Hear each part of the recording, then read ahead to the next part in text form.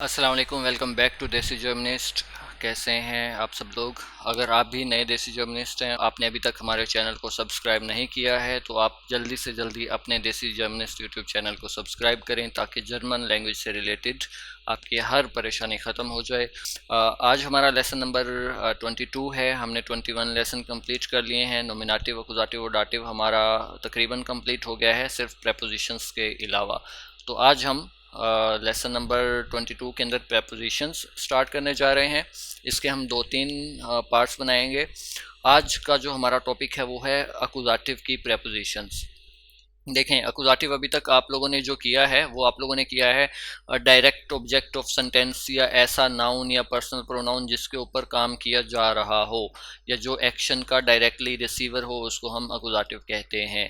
लेकिन अभी जो प्रेपोजिशंस होती हैं, जैसे इंग्लिश में भी हम यूज़ करते हैं इन, ऑन, एट, ऑफ, फ्रॉम, तो ये सारी इंग्लिश में भी होती हैं। इसी तरह सेम जर्मन लैंग्वेज के अंदर भी प्रेपोजिशंस हैं, लेकिन केसेस के हवाले से हैं, ये इनके किसी न किसी केस की होती हैं ये।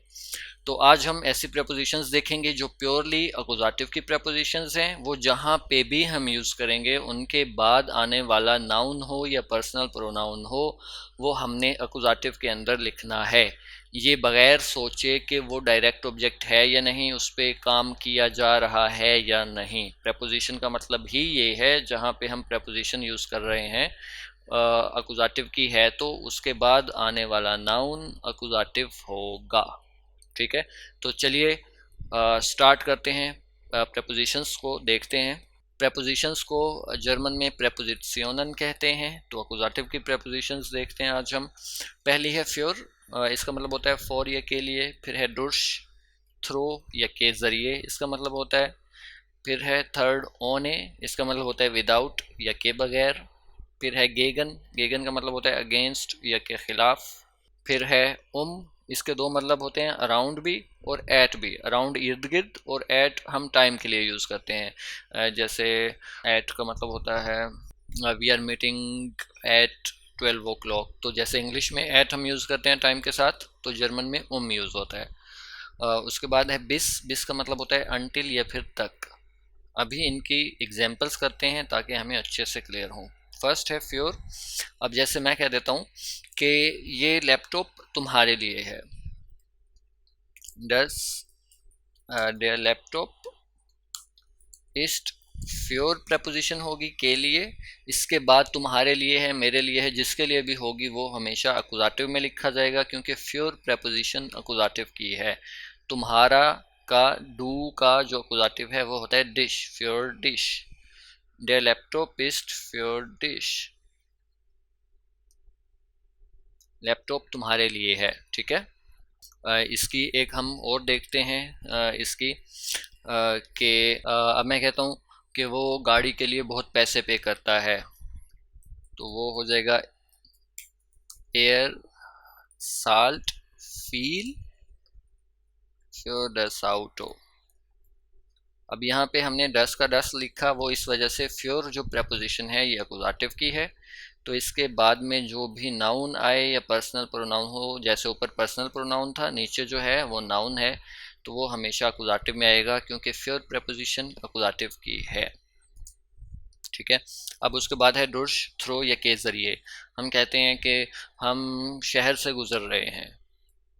वियर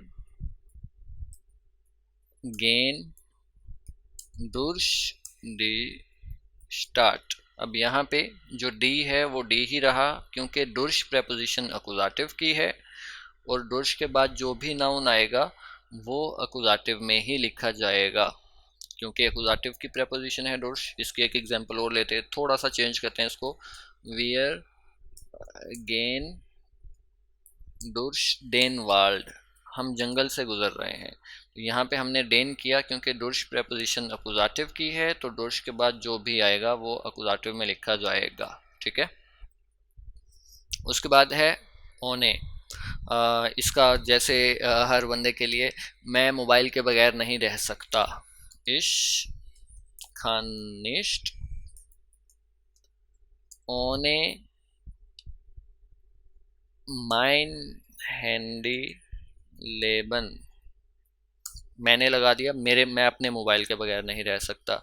तो हमने पोजेसिव आर्टिकल्स भी पढ़े हैं। अब अगर हम डेफिनेट आर्टिकल लगाते तो यहाँ डस ही रहता अकुजाटिव के लिए। अब ओने प्रेपोजिशन अकुजाटिव की है, इसके बाद जो भी आएगा वो हमेशा अकुजाटिव में लिखा जाएगा। अब डेफिनेट आर्टिकल होता यहाँ पे डस, तो डस हैंडी होता, आइन होता तो आइन ही लिखा जाता क्योंकि अकुजाटिव है। और माइन हमने लगाया है, कोई भी पोजेसिव आर्टिकल अगर हम अकुजाटिव के साथ लगाते हैं, पीछे हम कर चुके हैं ये, तो ये भी हम अकुजाटिव में ही ऐसे ही लिखते हैं बगैर किसी चेंज के, न्यूट्रल के साथ। अब एक सेंटेंस मैं आप लोगों को देता हूँ, कमेंट्स के अंदर आप ये वीडियो पॉज करके कमेंट्स के अंदर लिखें कि मैं तुम्हारे बगैर नहीं रह सकता। ये आप अपने किसी प्यारे के लिए लिखें, बेशक अम्मी हो, अब्बू हो, किसी की कोई वाइफ हो, हस्बैंड हो, कोई भी प्यारा हो, दोस्त हो, तो आप ये सेंटेंस लिखें कि मैं तुम्हारे बगैर नहीं रह सकता। कमेंट्स के अंदर लिखिए। अब नेक्स्ट प्रेपोजिशन है गेगन। गेगन का मतलब होता है अगेंस्ट या फिर खिलाफ। अब मैं कह देता हूँ कि वो मेरे खिलाफ है, एयर इस्ट गेगन मिश। अब यहाँ पे हमने मिश यूज़ क्यों किया? अब एयर ईस्ट गेगन, गेगन प्रेपोजिशन अकुजाटिव की है, वो जिसके भी खिलाफ हो तो वो हमेशा अकुजाटिव में लिखा जाएगा। अब मेरे खिलाफ है, मैं होता हूँ इश नोमिनेटिव के अंदर, लेकिन यहाँ गेगन है तो हमें अकुजाटिव लगाना पड़ेगा जो कि होता है मिश। एयर ईस्ट गेगन मिश, वो मेरे खिलाफ है। या हम यहाँ पे गेगन मिश के बजाय मैं कह देता हूँ कि वो आदमी के खिलाफ है, एयर ईस्ट गेगन डेन मान। ठीक है, तो अकुजाटिव आएगा जो भी आएगा। उसके बाद है, के दो मतलब हैं, एक अराउंड और एक होता है इर्द गिर्द। सॉरी, इर्द गिर्द और अराउंड तो सेम ही हो गया। एक होता है इर्द गिर्द या अराउंड और दूसरा होता है एट। अब पहले जैसे हम कहते हैं कि बच्चे घर के इर्द गिर्द खेल रहे हैं, है, का मतलब होता है अराउंड भी और एट भी। पहले देखते हैं, बच्चे घर के इर्द गिर्द खेल रहे हैं, die Kinder spielen das Haus।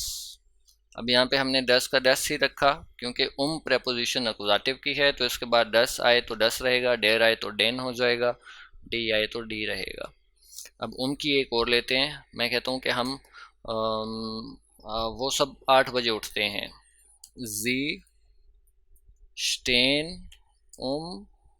8 Uhr auf। अब यहाँ पे हमने सेपरेबल वर्ब यूज़ किया है, लेकिन प्रेपोजिशन हमने टाइम के साथ यूज़ की है एट के लिए। तो 8 Uhr auf, auf जो है वो सेपरेट होके लास्ट में चला गया। aufstehen होता है टू गेट अप या फिर उठना। अब उसके बाद है बिस। बिस का मतलब होता है अनटिल या फिर तक। अब मैं कहता हूँ कि जैसे कॉमन डायलॉग है पाकिस्तान में या इंडिया में, इश वार्टे बिस मोगन, मैं कल तक इंतज़ार करूँगा, मैं कल तक इंतज़ार करूँगा। तो ये वही वाला सीन है। अब बिस जो है ये भी अकुजाटिव की प्रपोजिशन है, इसके बाद जो भी आएगा वो अकुजाटिव में आएगा। इसकी एक और लेते हैं, जैसे मैं कह देता हूँ कि मैं रिपोर्ट कल तक मुकम्मल करूँगा, इश मैं रिपोर्ट कल तक मुकम्मल कर सकता हूँ, इश Khan den Bericht bis morgen fertigstellen। fertigstellen होता है मुकम्मल करना, माखन erledigen टू कंप्लीट के लिए यूज़ करते हैं। अब यहाँ पे इश नोमिनेटिव है, den Bericht अगेन अकुजाटिव है क्योंकि इस पे काम हो रहा है मुकम्मल करने वाला, लेकिन बिस के बाद भी अकुजाटिव है मॉर्गन क्योंकि बिस प्रेपोजिशन आ गई है। तो ये थी अकुजाटिव की प्रेपोजिशंस। इसके साथ आप लोगों ने एक एक एग्जाम्पल बना के कमेंट्स के अंदर लिखनी है होमवर्क के तौर पे, और मैं ज़रूर उनको चेक करके आप लोगों को बताऊंगा कि इसके अंदर सही क्या है या गलत क्या है। तो अभी भी अगर आप लोगों को अकुजाटिव की प्रेपोजिशंस में कुछ समझ नहीं आया तो कोई मसला नहीं है, आप मुझे कमेंट्स के अंदर बताइएगा आप अपना मसला, तो हम ज़रूर इंशाल्लाह उसको डिस्कस करेंगे। और अगर आप भी नए देसी जर्मनिस्ट हैं तो आप अपने देसी जर्मनिस्ट यूट्यूब चैनल को सब्सक्राइब करें ताकि जर्मन रिलेटेड आपकी तमाम परेशानियां ख़त्म हो सकें। तो इंशाल्लाह मिलते हैं नेक्स्ट इसके पार्ट में, तब तक के लिए ख्याल रखिएगा। अल्लाह हाफ़िज़।